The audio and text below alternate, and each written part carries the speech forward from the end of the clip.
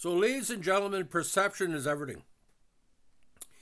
I've talked about this before. My 2 years playing intermediate ball in New Brunswick under a Hall of Fame coach called Father Georges Perrin. He decided to bench me for 2 years, but he paid for it because when we would talk baseball on the bench. We would talk about it quite often because we wanted to share our thoughts and our love of the sport. So conversation came around, I think, in 1984, my second season, about Nolan Ryan. The fact is that Houston was having a hard time, winning their division, losing a couple of years before to the Phillies. Well, I said, Father, I said, crazy things happen. I said he was traded with 400 players for all people, Jim Fregosi, and he won a World Series with the Mets and he got traded. He said, "Who the fuck is Jim Fregosi?" Talking like Tommy Lasorda, big fucking Catholic priest belly. And I said, "You don't know who Jim Fregosi is? Did you not know Nolan Ryan won a World Series with New York?" He said, "How am I supposed to know that?" Well, I said, "You were a teenager, I think, in 1969. This was 1985. I said, "Are you completely warped? You don't know Nolan Ryan?" I think there's a special place in hell for people like me that argue with Catholic priests. But the concept of this podcast is this. Nolan Ryan ended up out of New York for no reason but the fact was he couldn't do anything with him. But today we're not going to be talking his whole career. We're going to be talking about the early years of Nolan Ryan and how he got with New York and was eventually traded into one of the worst deals of all time. Now, Lynn Nolan Ryan Jr., nicknamed the Ryan Express, played 27 years in Major League Baseball for the Mets, the Angels, the Astros, and Rangers. After his retirement in 93, he served as CEO of the Rangers and executive advisor to the Astros. Inducted to the Baseball Hall of Fame in 99, he's widely considered one of the greatest MLB pitchers of all time. Now, actually, with California, statistically, he was the number 2 pitcher on the team behind Frank Tanada, but that's another podcast. The right-hander was the first pitcher to consistently throw pitches that were clocked over 100 miles an hour. He maintained his velocity throughout his pitching career. Ryan was also known to throw a devastating 12-6 curveball at exceptional velocity for a breaking ball. Lifetime record of 324, 292, 8-time All-Star, 5,700 strikeouts, MLB record, 839 more than runner-up Randy Johnson. Similarly, Ryan's 2,795 bases on balls lead second place Steve Carlton by 962. He walked over 50% more hitters than any other pitcher in MLB history. Now, Ryan was good at the plate. His batting average of 204 is also a major league record. Ryan, Pedro Martinez, Randy Johnson, Trevor Hoffman, and Sandy Koufax are the only pitchers inducted in the Baseball Hall of Fame who had more strikeouts than innings pitched. Ryan is one of 3 players in history to have his number retired by at least 3 teams, along with Jackie Robinson, whose number was retired by Major League Baseball, and Frank Robinson. Ryan is also the all-time leader in no-hitters with 7, 3 more than any other pitcher. He is tied with Bob Feller for the most one-hitters with 12. He also pitched 18 two-hitters. Despite this, he never pitched a perfect game, nor did he ever win a Cy Young Award, largely attributed to his high walk rate. He's only one of 31 players in baseball history to appear in MLB games in 4 different decades, 60s, 70s, 80s, and 90s. Now, Nolan Ryan was born on January 31st, 47 in Refugia, Texas, a small town located just sort of Victoria in the southern part of the state. He was the youngest of 6 children, born to Martha Lee Nee Hancock, who passed away in 1990, and Lynn Nolan Ryan Sr., who passed away in 1970. The senior Ryan operated a newspaper delivery service for the Houston Post that required him to rise in the early morning hours to prepare 1,500 newspapers for delivery over a 55-mile route. Yes, Nolan Ryan was a paperboy. Maybe that's how he learned to control his papers. The children were expected to help with the daily tasks.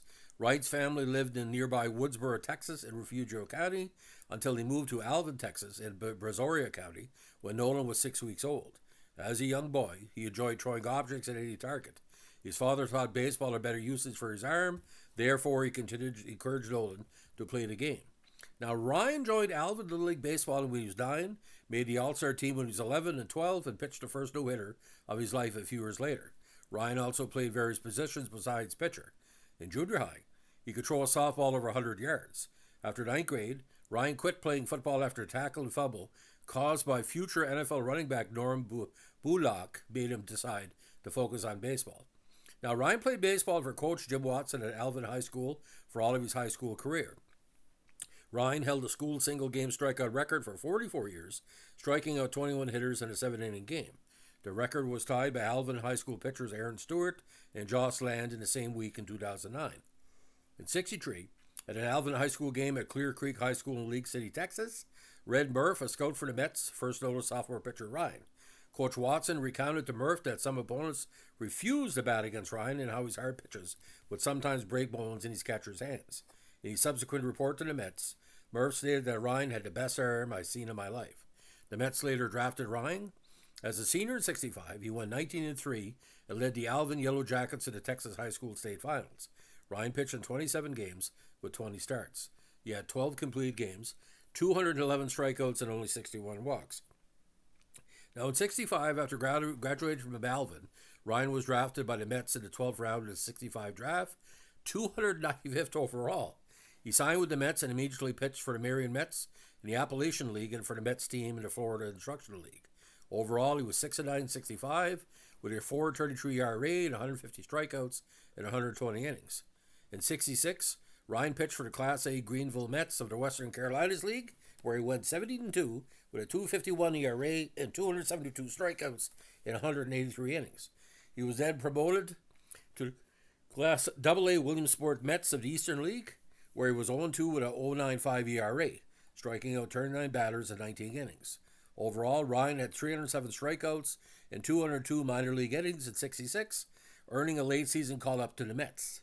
In '67, Ryan pitched 3 games of relief for the Class AAA Jacksonville Suns, started 1 game for the Class A Winter Haven Mets, and pitched 8 games for the Mets team in the Florida Instructional League. In 34 total innings, Ryan had 54 strikeouts in '67. Now, Ryan was called up to the Mets in '66. At the time, he was the second youngest player in the league. Playing in only 2 contests, his first strikeout was Pat Jarvis, but gave up his first major league home run to Joe Torre. Now, Ryan missed the '67 season due to illness, an arm injury, and service with the Army Reserve. He pitched only 7 innings for the Mets minor affiliate in Jacksonville. In '68, however, he returned to the major leagues where he stayed until his retirement in '93. Ryan was unable to crack the Mets' pitching rotation, which was led by Hall of Famer Tom Seaver and a very agile Jerry Koosman. Ryan was used as a reliever and spot starter by the '69 Mets. To deal with frequent blisters on his throwing hand, he often soaked his fingers in pickle brine, although the technique's effectiveness was questioned by Ryan's teammates and coaches. I think that was more mental than physical. Now, he pitched well for the Mets in the '69 postseason against the Atlanta Braves in the NLCS. He completed a Mets sweep by throwing 7 innings relief in Game 3, getting his first playoff win. This did not occur until 12 years later, his second one. Then in the '69 World Series, he saved Game 3, pitching 2 1/3 shutout innings against the Orioles. The Game 3 victory gave the Mets a commanding 2-1 lead in the series, which he went on to win in 5 games. It was Ryan's only World Series appearance in his career. Now, on April 18, 1970, Ryan tied a Mets record by striking out 15 batters in 1 game. 4 days later, Ryan's teammate Seaver topped it with a dead MLB record 19 against the Padres, though Ryan tied his record 4 years later. Ryan has credited his time with Seaver and the Mets, returning him from just a flamethrower into a pitcher. Now, unfortunately, Ryan's performance declined sharply in the second half of the season, his last one with the Mets.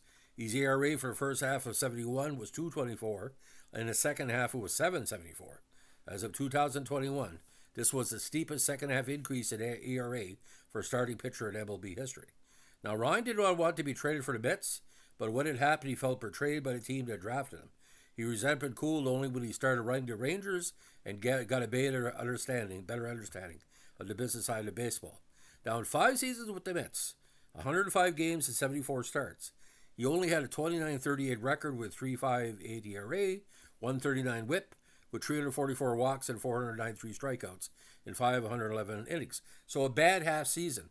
So they saw him as disposable, okay?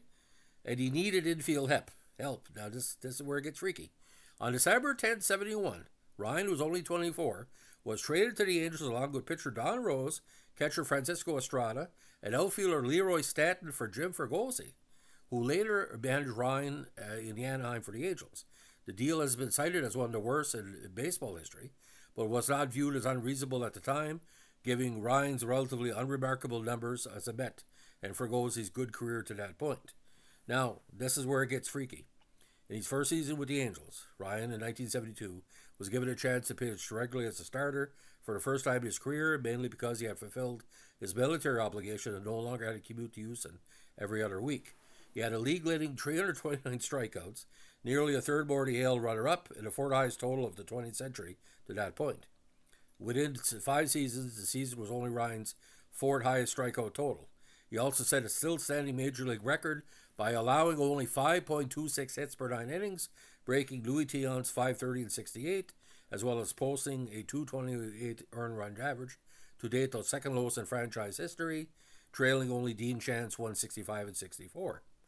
Though Ryan's actual winning percentage hovered over slightly over 500, his strikeouts and no-hitters brought him media attention. Meanwhile, Fregosi failed to produce as a Met, making no significant contribution to the Mets' 73 pennant-winning campaign, and he was sold to the Texas Rangers mid-season. So, ladies and gentlemen, the greatest pitcher of the modern era, in many people's opinion, and three other no-names, well, not Leroy Stanton, he was a good player, were traded for somebody called Jim Fregosi. If you could tell me how to spell Jim Fregosi, I will forgive you. When my dad said the trade occurred, he said the announcer on the French CBC basically said, this is true, ladies and gentlemen. World Series winner Nolan Ryan has been traded along with 3 other players for who again? Jim Fregosi. We're still trying to figure out Jim Fregosi. I mean, we knew him as a manager, but as a player, it was like, this would be like trading Vladimir Guerrero for, I don't know, Brett Barbary, if you know who that is. That's a plug for the Expos. So, ladies and gentlemen, that's the early life and the fast-rising career of Nolan Ryan, if you're a fan of the Ryan Express. And if you like the way he fights players on the mound and how he no-hits the Blue Jays, let us know with a like, comment, subscribe, or share.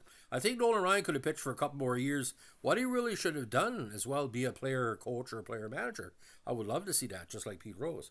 I would listen to Nolan Ryan, but that Frank Tanana statistical battle, if you want to talk to some statistics people, again, Tanana had better statistics, like in the Angels overall, except that hits per 9 innings and strikeouts. But Tanana had more victories. Maybe they were tired by playing Ryan the night before, and he kind of let themselves go with Tanana. Nobody was scared of Frank Tanana.